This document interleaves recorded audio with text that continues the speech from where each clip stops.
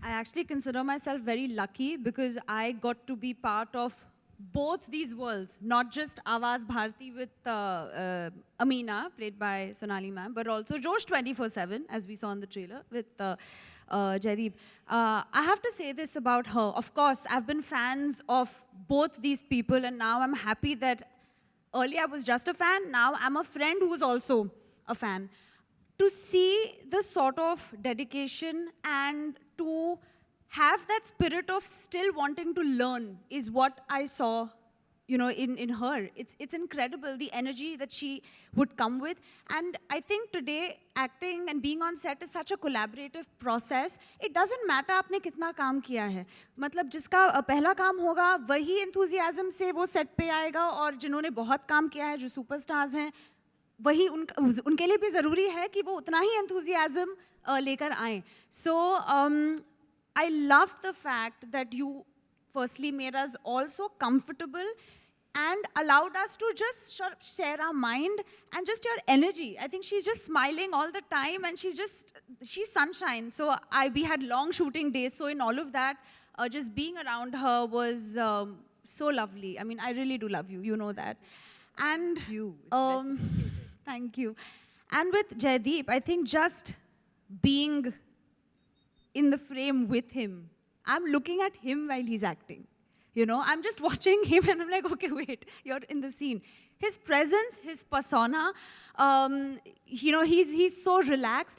And हमने बहुत बातें की, life के बारे में बहुत बातें की. For me, more than acting, I'm curious to know about the person behind the actor, because that is what I will take back. मुझे सीख वहाँ से मिलती है. तो मुझे बहुत मज़ा आया, and I hope I get to do lots more work with the both of them. कोई होगा जो मेरे सवाल ये मेरे जवाब को नकारेगा कि जैसे श्रेया ने कहा, it's a privilege to be with her in the same show. तो हम कोई साथ में सीन नहीं कर पाए, वो बहुत अजीब सी बात है. But I have seen working both of them in their new channel.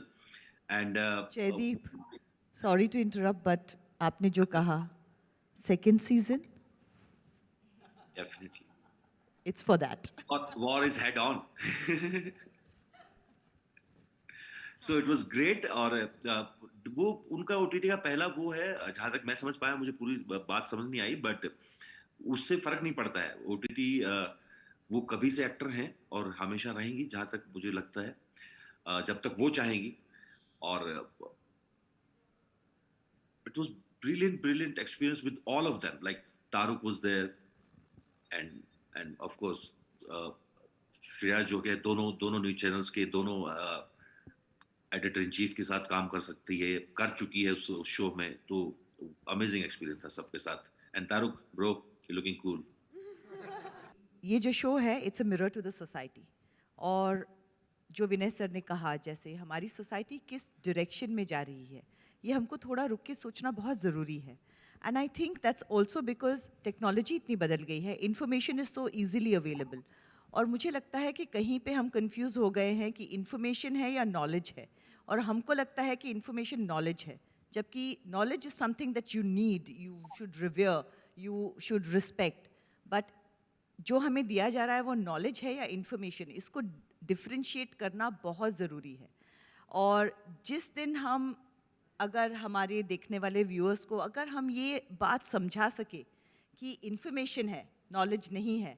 Information जो होता है उसके लिए ड्यू डिलिजेंस ज़रूरी होता है. और मुझे लगता है कि हर एक को जो भी इन्फॉर्मेशन उनके पास आता है, क्योंकि हम इंडस्ट्रियल एज से आगे बढ़ चुके हैं, हम इन्फॉर्मेशन एज में हैं, टेक्नोलॉजी के एज में हैं, यहाँ पे हमें ड्यू डिलिजेंस, हर एक खबर जो आपके पास आती है, इन्फॉर्मेशन जो आपके पास आता है, उसका ड्यू डिलिजेंस करके अंडरस्टैंडिंग कि ये सही है या फेक है, ये आई थिंक सबकी जिम्मेदारी बन चुकी है, जब तक कि may be there is a system eventually, लेकिन इट इज़ सो न्यू, ये पिछले 5-8 सालों से ये इंफॉर्मेशन का ओवरलोड लिटरली हो चुका है.